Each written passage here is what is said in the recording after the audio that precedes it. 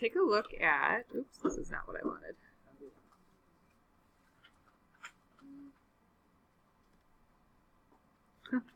Not the right file at all.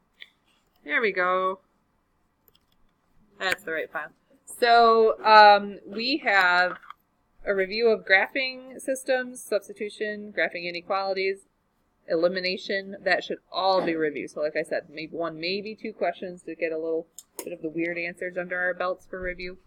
I expect you guys to have a pretty good background knowledge on this though. So our first task is to solve a system by graphing. Yes, it's frozen. Unfreeze. All right. So let's take a look at number 2. I feel like number 2 is the harder of the two options here. So if I want you to solve this by graphing, which I will specify what method you have to choose in order to graph to solve. In order to graph these, it is best if you guys get them both in slope-intercept form. So you got to solve for y in both equations. So like for here on this equation, after a little rearranging, maybe you just add the y over and subtract the 4, or maybe you subtracted x and divided by -1. Either way, this equation becomes y equals x minus 4. We're going to be graphing this line in a moment. But we have to do some rearranging on the next equation as well. So that was a lot easier to rearrange. You just subtract the 9x over. So y equals -9x plus 6. And then this is where I'm going to kind of fail a little bit because I'm supposed to be able to graph a line accurately so you can understand where this is going to go wrong. X minus 4. What I do is I graph my y-intercept like always, and then it's got a slope of 1. So I just kind of start making some points. And then I'm supposed to graph the line, and then I'm supposed to make sure they actually, oh no, I don't know what's happening right now. It's just so, I'm going to blame it on calibration, although I don't think that's the reason. Okay, so pretend that I actually hit all those, oh gosh, forget it. -9x plus 6. I need to graph that line starting at 6. Now your slope is -9 over 1, so you got to travel down 9, oh my gosh, and then right 1. And even though I graphed really horribly, oh, that makes it worse. I can tell that they did intersect at this ordered pair, which is at what location? You must write it as an ordered pair. 1, -3. Yeah. So when that shows up on your test next Friday, you got to be able to rearrange your equation, graph your lines accurately, clearly I can't, and then name your solution as an ordered pair properly. Of course, there's lots of ways to check your answer, but who's time for that? I don't. Can you take a look at number 4? These are linear inequality systems. So not only do you have to graph the lines accurately, you also have to decide whether the boundary lines are solid or dashed and where you're supposed to shade. So this first inequality, if I'm going to rearrange this so it's in slope-intercept form, you'd start by probably subtracting the 3x over. So you have -4y is greater than -3x minus 28. And then the next step would be to divide everybody by a -4. Now, remind me, what happens in inequalities when you divide the inequality by a negative value? Yeah, it reverses. So this inequality becomes y is now less than, and then do some reduction and simplification here. This is a 3/4 x, and then -28 divided by -4 is a +7. So let's go ahead and graph this, kind of. We're going to graph the line by starting at 7, and then a slope of up 3 over 4. And since I'm running out of room, I'm also going to go down 3 and left 4. But before I commit to drawing the line, this is actually good news for me, I have to decide whether this is a solid boundary line or a dashed boundary line. Yeah. And why is this one dashed? It doesn't include. Yeah, the line itself doesn't have an equal to bar on the inequality, so the line itself is not part of our solution set. So you indicate that by just creating a dashed line, which for some reason I can actually graph straighter than a normal line. Now, one more thing, we're not going to commit to it yet, but I'm going to indicate where I would have shaded. This is a less than symbol, which means you would be shading below the line. And I know in Algebra 1 they probably made you test a point, but I think you guys are good enough to just realize what below the line means. Below the line would be like this away, down underneath the line. So I'm just going to draw little arrows indicating like when it comes time to shade, I'm supposed to be shading that region underneath the line. All right, same idea here for this other inequality, a little rearranging on our part. I'm going to erase this, so I have room. But this becomes, let's see, I'm going to subtract the 9x over. So you have 8y is less than negative 9x minus 64. And then we're dividing both everything by 8. Now this time I don't flip the inequality symbol because it's not a negative coefficient, so I don't need it to flip. So it stays as y is less than negative 9/8 x minus 8. So once again, I'm going to go graph this. Is it going to be solid or dashed line? Dashed again. So down at negative 8, we start. Now there's no way I'm going to be able to travel down 9 and right 8, so I'm going to travel up 9 and left 8. And I really don't care where the actual point of where the point of intersection is. What I care about is where their shading would have intersected. So this is a less than symbol, and I got to think about that red line and where less than the line would be. That would be underneath the line or below the line. So we're talking down here. Now it's kind of hard to visualize when they go off the grid like this, but can you tell where these shadings would have overlapped? Yeah. In this little region here. Which actually goes on forever, of course, but that's why we can't simply list a solution. We just have to kind of indicate with shading. So there's a lot to think about on number 4, and I know in Algebra 2 we probably didn't really ask you any or much of those, but you did see those a little bit, the easier versions of them in Algebra 1. And that was not an easy version. The easier versions are the ones that were already solved for a while. All right, take a look at number 6 now. I don't know why substitution gets such a bad rap, because we actually use substitution all the time in algebra, like as a method. Is that when we set the 2 equal to? Well, we substitute one formula into the other. Okay. So, like here, for instance, y equals negative 3x minus 6, which means anytime I see a y later on in the problem, I could plug in negative 3x minus 6. So, like, for instance, right here. Instead of it saying y equals 9x plus 6, we could write negative 3x minus 6 equals 9x plus 6. And then if I go to solve that linear equation, that's not too bad. I'm just going to collect all my terms to one side. I'm going to collect them to the right side this time. So I'm going to say 12x equals negative 12. And then dividing both sides by 12, you get x equals negative 1. Now, are we done? X was not the only unknown thing in this problem. We also need to figure out y. And this is why I kind of like substitution. Up here, you have a nice little recipe ready for how to find y. It says negative 3 times x minus 6. You could use this one as well. So negative 3 times x minus 6 would be negative 3, yes. So that was the y value. So now we're going to write our answer in xy ordered pair notation. So that's the kind of simple substitution problem that kids freak out at, because it's like so simple to set up, they're not sure if they're doing it right. And you are. So let's look at one that's less simple. So number 7, if I call substitution on this problem, you must solve it through substitution. You need to have a recipe for x or for y. So technically speaking, you can solve for any of them. But being a lazy math student means you get to choose. Who would be the easiest variable to isolate? Y. Yeah, the bottom y would be super easy to isolate. So do that. Rewrite this equation for y. So y equals, I'd subtract the 2x over. So negative 2x minus 8. What that means is anywhere else in my problem, you could replace y's with negative 2x minus 8. Like, for instance, right there. So this top equation becomes negative 4x minus 2. But instead of y, we're going to plug in or substitute a negative 2x minus 8. All right, simplifying time. Make sure you distribute and do the little algebra and arithmetic carefully. You have negative 4x. This becomes a plus 4x plus 16. And then something kind of unusual happens here. When you go to collect your x's together, they cancel each other out and you have no more x's or x terms left. And you get 16 equals 17. And then you think to yourself and you go, huh,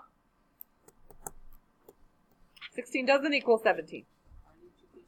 Yeah, where did you Oh, get it's that? 7. Doesn't equal 7 either.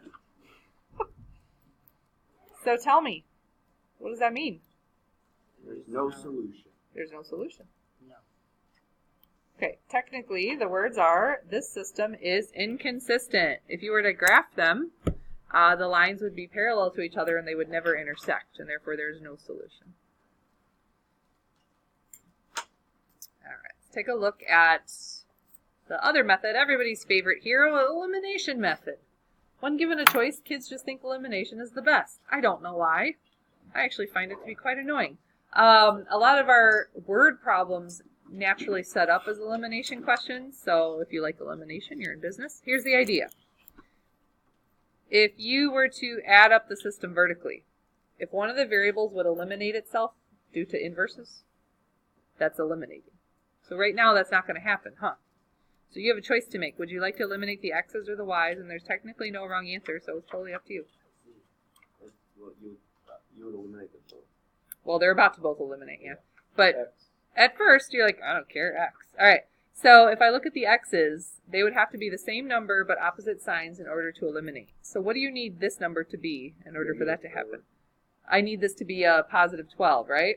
So Jacob's saying we're going to multiply this equation by negative 4. Here's what's happening. Jacob's creating what's called a linear combination of the top equation.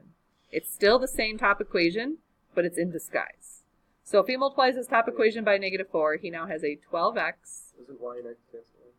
Yes. Minus, is that a plus now? Plus 16y equals 20. That's my new top equation. The bottom equation hasn't been changed at all. And then something unusual happens here as well. When I go to add up my system, I get 0 plus 0 equals 0. But that is a solution. That is true. 0 plus 0 equals 0. That's a true statement. It's just not a helpful statement. It doesn't individually tell you what x and y equal. So what happens here is this is called a dependent system, and you have infinitely many solutions. So what would this look like if I graphed it? If you have two lines that cross all the time. Oh, they're the same line. Yeah. So depending on what you plug in for x, you're going to get a different y value out, and it's just not a very helpful system. Okay, it depends on itself. All right, so let's look at number 10, a more traditional elimination question. Okay, there is technically, in my opinion, a better answer to this question, but would you like to eliminate the x's or the y's? I think the x's would be a better choice. Any thought why? Okay, they are smaller values. I'm with you. What else, Piper? The signs. Okay, I don't like to mess with signs if I don't have to. So the fact that the x's already have opposite signs makes me very happy. So if we commit to eliminating the x's, talk to me about what number I'm shooting for. Common multiple of these guys would be a 6. Very good. So we're going to have to put both of them into linear combinations, in disguise, if you will. This guy needs to be multiplied by, the top equation needs to be multiplied by a 2 to become a 6. And the bottom equation needs to be multiplied by a 3 to become a 6. It already has the right sign. So top equation, now known as 6x minus 14y equals negative 8. And then the bottom equation, his linear combination is negative 6x. Is that a minus 12? I keep scribbling too large. Equals 60. So this time when I go to add up my system, mission accomplished. The x's did eliminate each other. You end up with negative 26y equals 54. So when you divide both sides by negative 26, and your algebra teacher promised you these will always be nice integer answers, your pre-calc teacher promises the same thing, okay? 52. That's 52. Yeah, that makes more sense. That wouldn't have been a nice answer. No. Okay. So y equals negative 2. So we done? We good? We'll move on. No, we still have x. So you go back to the original problem. Do you have a favorite equation from the beginning? Okay. So y is negative 2. That's the only thing I know. So negative 2x minus 4 times, you just found out he's negative 2, equals 20. So a little simplifying and solving. Am I doing okay? This is one of those days where I'm bound to make several mistakes in each problem apparently. Is it negative 6, negative 2? Cool, we'll go with it. Sounded very confident. Either we're both wrong or we're both right. Probably both. Oh man. Did anyone else check us? Yeah. Okay. We can't all be wrong. That'd be uncanny. Well, if we're all wrong, then we must all be right. Now the internet's going to know. We're not going to finish this one, guys, but what would you do if this was your problem? And I asked you to solve it by elimination. Well, first, yeah. I would make them look prettier? pretty weird. Like, How? Like, okay, put the solution over, or not solution, but Move the term over? yeah. I was thinking this. Yeah. You know how I feel about fractions, man. I mean, if you don't care about fractions, then you go right ahead. I'm just thinking out loud here. Okay. We're a little short on time. I'm sure you guys have noticed by the fact that I'm finishing this entire unit in 5 days tells you we're a little short on time. Yeah. So we're gonna skip this. Oh, because we have more fun to have next semester. Okay, so we're gonna skip 3 variable systems by hand, and I'm gonna teach you how to do them by matrices instead. We'll do that another day next week. All right. Everybody's favorite, the van and bus question from Algebra 2. Let's see if you guys learned anything in Algebra 2 or Honors Algebra 2. Okay. High school A and B are going on a trip to the county fair. High school A rented and filled 12 vans, 14 buses for 888 students. High school B rented and filled 2 vans, 6 buses with 324 students. Each van and each bus carried the same number of students. Find the number of students in each van and each bus. Okay, first step in these questions is the one that kids think isn't important. It's actually the most important step. You have to use your variables and define them. What variables would you like to use? V and B. Yeah, what's so wrong with using something other than X and Y, people, right? V and B sounds great. So what does V represent? Vans. No. Buses. No. Definitely buses. No, I already know that. How in the what? How many students go in each van? There we go. Number of students Make in that one one bus. van. No, don't mess with me. Make a bus. No, I'm not going to make a bus. That'd be Just for so that, you can draw me a picture of a little tiny van and use that as your variable, okay? All right, so let me guess. You're going to use B to represent. I was thinking L. Thank you. Number of students in each bus. The problem with you guys telling me that V represented vans. Because we already know how many vans. Well, no, just kids who say vans and that's it. My sassy remark is like, that's not specific enough. Like, what about the vans? The color of the vans? The number of the vans? How many tires on the van? Like, what do you need to know about the vans? And then kids would be like, well, fine, number of vans. That's not true because we know the number of vans. What we didn't know was the question where it says number of students in each van and each bus. All right, set up your system for me. We're not actually going to solve it in the notes because we just did an elimination one, which would be the same thing. So, high school A has this going on. What does their equation look like? 12V plus 14B equals 888. Nice. And then high school B has this going on. What's their situation look like?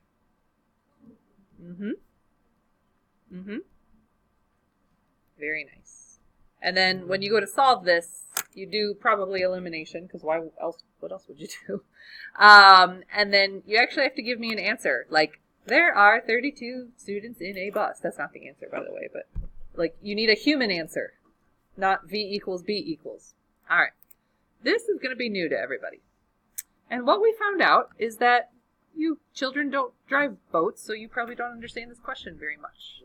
Okay, so the boat is intending to go downstream and then back upstream. So let's see how many skippers we have out there. You know what? First hour, they either were silent or just weren't aware of how boats work. That's all. They're quiet, you know. So then we changed the problem and we made it about the lazy river at Magic Waters. Would you rather talk about that? What happens when you try to walk through the lazy river in the direction that the lazy river is going? You go fast. You go a little speedy, right? Why? Because there's a current that's pushing you. Yes, there's some vectors. That's right, force vectors. You're dead right. All right, so what happens if you're like, oh snap, I left my mom way back there and she's stuck in an inner tube and you gotta go get her? You gotta turn just around. go Go all the way around. No, you turn around and you try to walk against the current and what happens? Your force vector's at Yeah. Or if you're smart, you stand and wait for her to come to you. Oh? No, mom's having a struggle. You gotta help her. She can struggle. Swimming underwater. I gotta be honest. Getting in the inner tube is one of an adult's most treacherous moments. You young people don't understand. It's a lot. It's a lot of effort. And like my 6-year-old can't hold the inner tube still apparently, so it's like, hold still. So lay on your stomach and put the inner tube on your back, and then just flip. The turtle method. I've never thought of that. It doesn't. It does. I'm gonna remember that. Local math teacher. hurts herself greatly trying to get into an inner tube. Okay, so this boat, I don't like the wording. It's a little confusing. It's a one-way trip for 252 miles, so downstream 252 miles, and then it turns around and comes back for another 252 miles, okay? So, in order to get this question done, you guys have to understand a very basic formula that maybe you don't remember. How do you calculate distance? Distance. All right, let's talk about driving. Forget the boats for a minute. No. Distance is given to us. Okay, but we're driving. I set cruise control. Boop, 60 miles per hour because I'm. Oh, you multiply your speed by your time. Yeah. Okay. So your speed. No, you said divided by. So distance equals rate, which is speed. They call it rate in math because there's other things that we talk about besides traveling distance. Rate times time. That's the formula. Okay. D equals RT. That's fine. You use whatever variation of that formula you want to do. D equals RT. D equals V. Oh my goodness. Okay, so on the trip down the river, the distance, we know that. It's 252 miles. Uh-oh, look what I forgot to do. I forgot to set up my variables. All right, there's two things we don't know. The speed of the boat when it's not in any current, and then the speed of the current. So what would you like to represent the speed of the boat? Sorry. We're not going to be converting anything, thank you. We're America, we deal in miles. All right, because that makes sense. Yeah, well, America's not cool, so 5,000. You just told the internet that. That was Jacob, not me. All right, so what do you want to represent the speed of the boat when it's not being pushed by a current? L. For linear speed. All right. L is the speed of the boat. What would you like to use for the speed of the current? Z. Ah, yes, that was just what I was thinking. The speed. The speed of the current. Because you trying to suck up to another country. Was that supposed to be French? I don't know. Right. I was just making it. So, this is you going with the current, guys. How fast are you traveling? Faster than normal. Divide 252 by 12. How about L plus Z? Does that make sense? Yeah, because we're adding Yeah, we're adding vectors. That's exactly what we're doing. Look at you previewing next semester. All right. We're doing vectors next semester? Yeah, we Oh, I'm are. gonna destroy 252. On the way back, all right? This is you going trying to get Ma because she's stuck in her inner tube. It took 36 hours to get back because you're going slower. What does your speed look like? Minus Z. Very good. You're taking away from your speed because you're going against the current and it's slowing you down. All right, do you see what you'd have to do next? You'd have to distribute the 12 and distribute the 36, and then you got a nice little elimination problem you can do next. And you can just set those two equal to each other, right? Because 252 is equal to 252. You can, but you still have two variables, and that doesn't help you any. Oh, yeah. You have to eliminate one of the variables. Yeah. That wouldn't help at that all. wouldn't help at all. All right. So I know that boat problem was new, but you'll see it on your homework. Please do that because you do need to practice that. This is also very new. And you might notice a very large amount of white space. I don't like it. Because we have to do a lot of work. All right, how long do you think this one will take us? 3.5 minutes. 10.5 minutes. Maybe five to 7 minutes. You really think it'll Let's time it. Okay, here we go. I need you to solve this system, guys. It is nonlinear. You'll learn next semester that this is a conic. It's either a circle, a hyperbola, or an ellipse. Little lips. Add them together. No, Let me add the top one together. that one's a hyperbola, actually. Top one has too many numbers. Well, the top one has a lot. They both have X's and Y's. So you guys don't have the skills to solve this any other way other than substitution right now. So your job, just like in little kid substitution, is to find the variable that's really easy to pick off and isolate. That bottom Y. All right, so get that bottom Y isolated. So this equation becomes Y equals, I'm going to write it as 2 minus 3x because I don't like my leading terms to be negative. I'm a positive lady like that. And then here comes the fun part. You go to that other equation, and every time you see a y, you replace it with 2 minus 3x. All right, here we go. x squared minus 2 times what? Right away, you got some substituting that involves a binomial. Who's got a squared factor on the outside? Plus, it's got a coefficient in front of it. That's going to be a hoot. We'll come back to that. In what world would we use this? So many worlds. All right, now this next part. This is ironically where kids mess up the most. You're subtracting y right now. I think it would be very smart of everybody to do this. Because if you don't remember to distribute the negative all the way, you're going to mess up everything on the first line of work. And then don't forget there's still a minus 7 here. Oops, why am I switching to blue? Okay, now you need to whip out your 8th grade algebra skills. You ready? Don't mess up. I messed up. And if I mess up, fix it right away, okay? Don't tell her. Oh, you tell me. All right, so x squared. You can't do anything with the 2 coefficient for now. But what you can do is you can FOIL out 2 minus 3x. That's 2 minus 3x times another 2 minus 3x. If you need to write this out in stages, please go ahead. I'm going to try to muscle through it without showing everything. All right, so 2 times 2 would be a 4.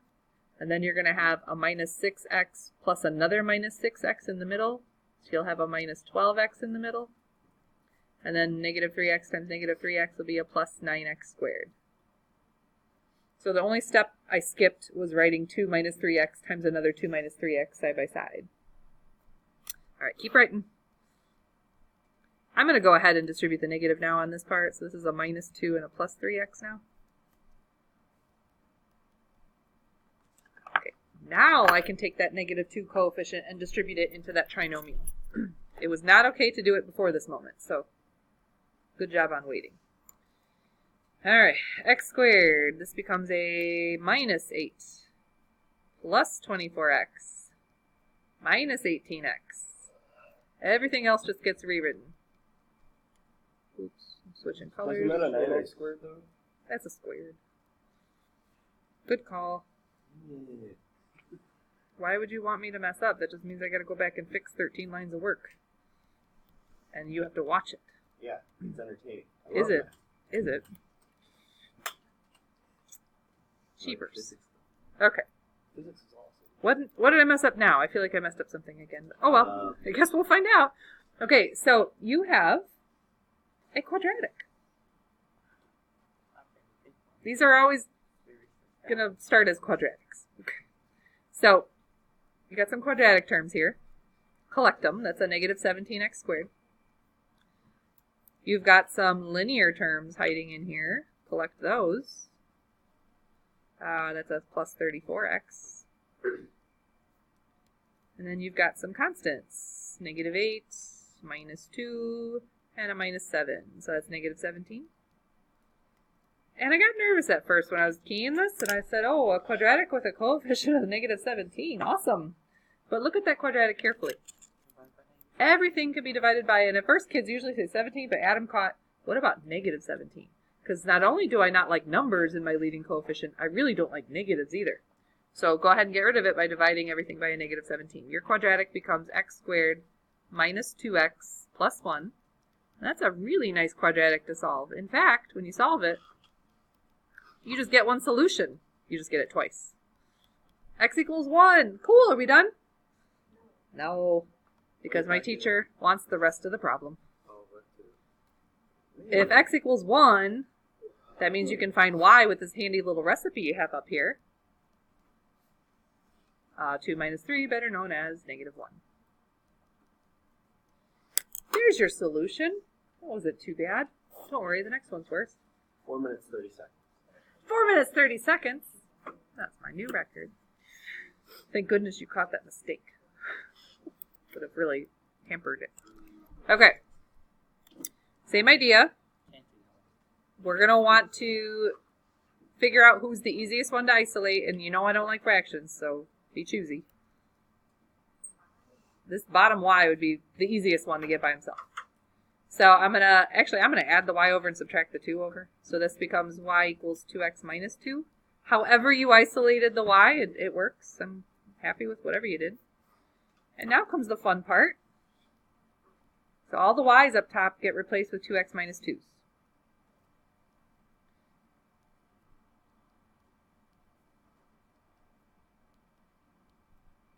So this time I'm just writing what I call a skeleton with empty parentheses where I'm placing all these y's.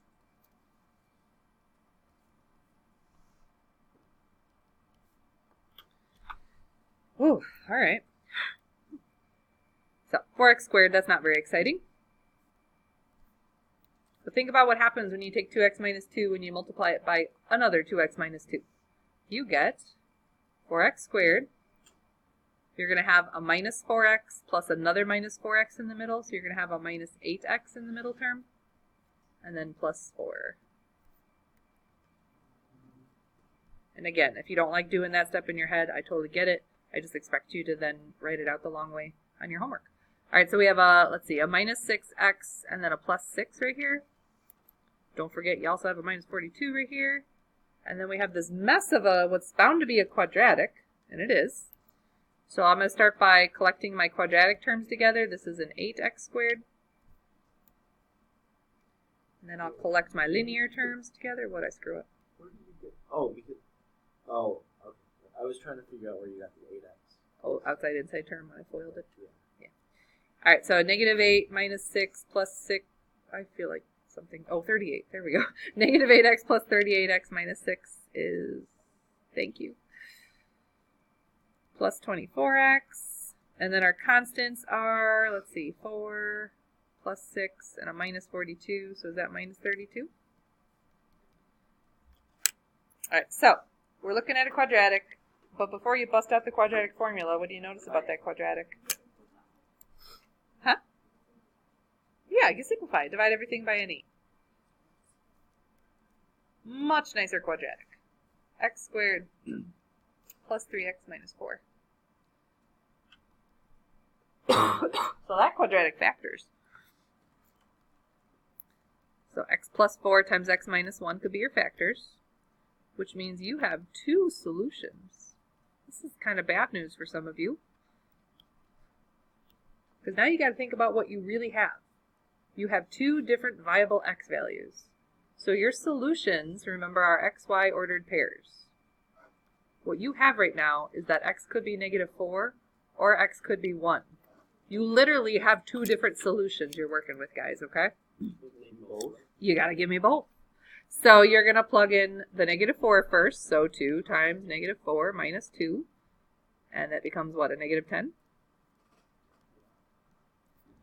And then you're going to plug in same equation, but now you're going to plug in a 1.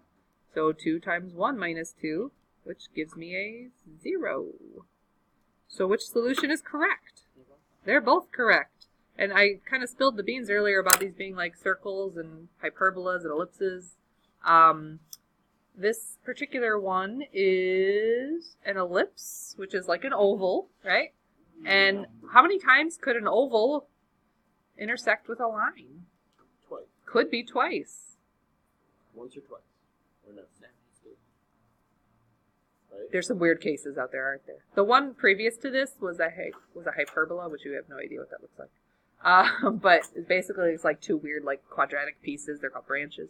They're not quadratic, so that particular one had a single intersection point, a single solution. So that was fun. We'll learn more about those conics next spring. Some of us who aren't losers.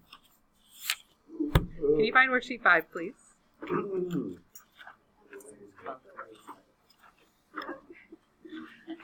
Could you please also make a note that on your homework check, which you guys please, if you've never done homework before in your life, let this be the moment you step up, okay? There's only a few selected problems off of worksheet 3 and 4 that you have to do, okay? You want to get those done tonight because tomorrow, first thing, I'm going to say anything you want to review off of that. And then if not, I'm moving on to Matrix land. Yes, children, we're going to the Matrix. The Matrix. Here we go. Worksheet 5. Find it.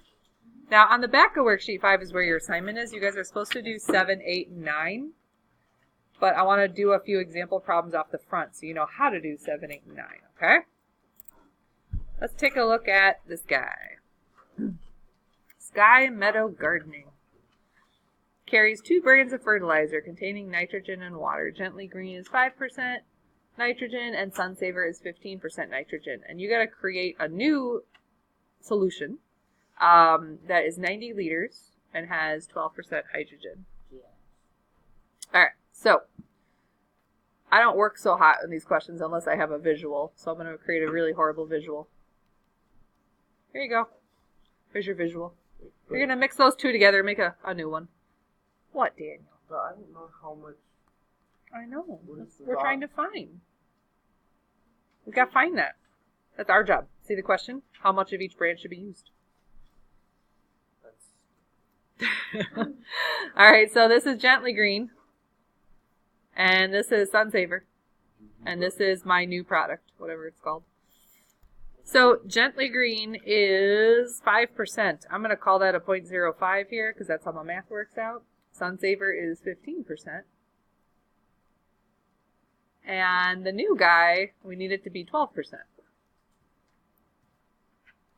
And this is where Daniel was having a stroke because he said, I didn't tell me anything.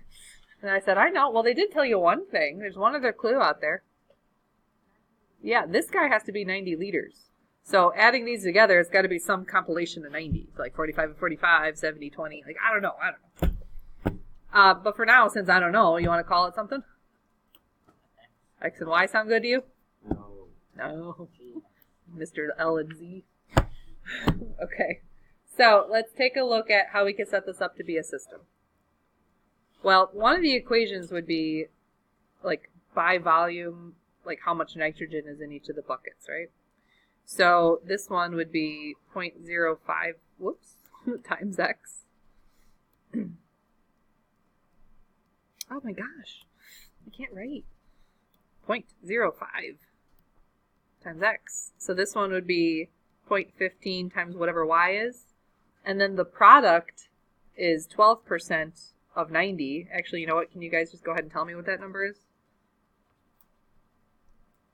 I missed it. 0.12 times 90. Yeah. Okay. So 10.8.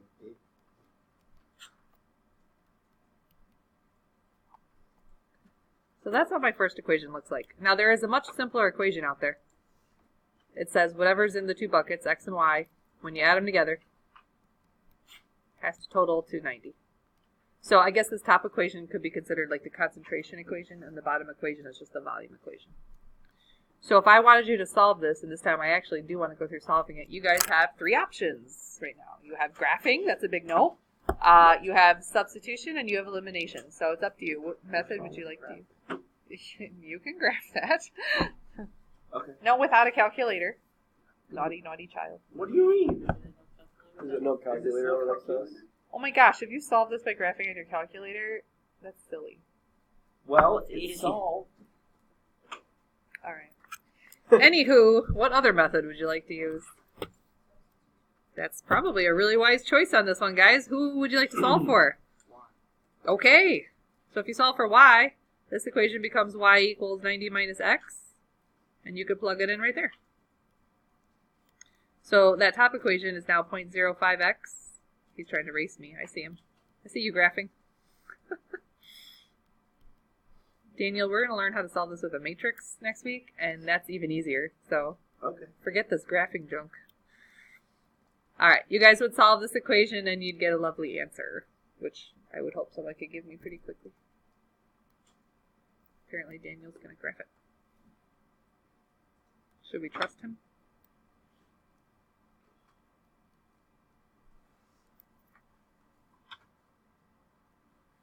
Where's my paper go? There it is. Alright, so through the art of, voila, I already solved this. X comes out to 27. And then going back to plug in here, Y comes out to 63. Would this be a good answer? Like, do humans want to hear X equals 27, Y equals 63, and then you walk away from them? No, that sounds like they're psycho. So what are you going to tell them? What's this answer mean? X represented how many liters of Gently Green there were. So you'd write down 27 liters of Gently Green. And 63 liters of Sunsaver. That is not correct. It is not correct. You're wrong. What? Unless my calculation. Right? I think you rearranged one of your equations wrongly. That could be. Your green equation up there has to be, you have to use parentheses. Yep. So parentheses 10.8 minus 0.05 x, close parentheses, divided by 0.15. That looks incorrect to me, sir. Oh, burn. Man. Granted, I did totally cheat because I didn't finish the problem. I just stole the key answer, but Yeah. yeah. Cheater. Okay. Let's take a look at number 3 real quick, guys. A Vermont Railways freight train loaded with logs leaves Boston heading to Washington, D.C. at a speed of 60 kilometers per hour. There you go. Oh. 2 hours later, Amtrak Metroliner leaves Boston bound for Washington, D.C. on a parallel track at 90 kilometers per hour. How far from Boston will the Amtrak catch up? All right, so this is a clear distance equals rate times time problem. So that is 16.7 meters per second. Okay, we're good. 25 meters. We don't need any conversions. We're fine. Yes, we do. Okay, so let's talk about the fact that they're going to catch up to each other, so their distances are going to be the same thing. So what I'm going to do is I'm going to take the distances of the trains and set them equal to each other. They're driving towards each other. Parallel tracks. They leave from the same place and they're on parallel tracks. Yeah, if they're driving towards each other, that's a different setup, for sure. Yeah. Okay, so this guy, this first train, 60 kilometers per hour, so that's his rate, times his time. What do you want to use to represent his time? Because I don't know. T. Okay. The other train is going 90 kilometers per hour. Z. I don't want to use a new variable. Can we just sneak to the right answer here, guys? He leaves 2 hours later. So, like, this guy's been traveling for 2 hours before this guy even leaves. Very good. T minus 2. I just skipped a step in our system setup. I went straight to the substitution method. I cheated a little bit. Okay? I'm allowed to do that because you guys are good at math. So here we'd solve. So you got 90t minus 180 equals 60t. Yeah? We okay with that? 90 times 2? Oh. You're good. You got this. All right, so t equals 6. Now what did I just find? 6 hours. Who is that? What's going on? All right. So this train's been traveling for 6 hours, and this train's going to be traveling for 4 hours. Regardless, that's not even the question. How far from Boston? How far did they actually travel during this time, guys? We traveled 6 So you could either do 60 times 6, or you could do 90 times 4. Either way, it is 360 kilometers. I almost wrote miles because I'm American. Sorry, rest of the world. Or, you know, it could be 360,000 meters. Jeez-a-loo. You guys are silly. All right. You probably have enough info to get going on worksheet 5. We'll do a couple more examples off the front tomorrow. And then we're going to dive off into Matrix land tomorrow. Woo! Matrix. You're going to love it.